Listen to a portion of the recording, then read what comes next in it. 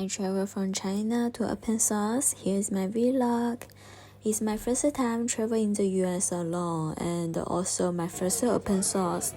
I was really nervous in the beginning, but everyone is so sweet and so kind. It was actually a great trip. I'm gonna show you some really interesting projects that I found on OpenSauce. You should totally follow them on their social media.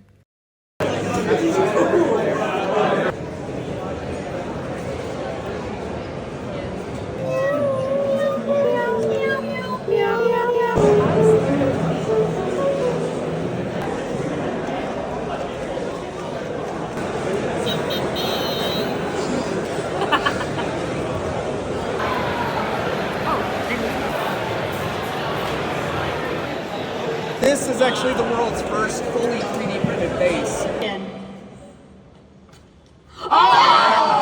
What the fuck's up, OpenSauce 2024? So dandy on it. Like, press it and it sets for 15 minutes, and it will tell you that it's finished. Wow, cute. Turn it over.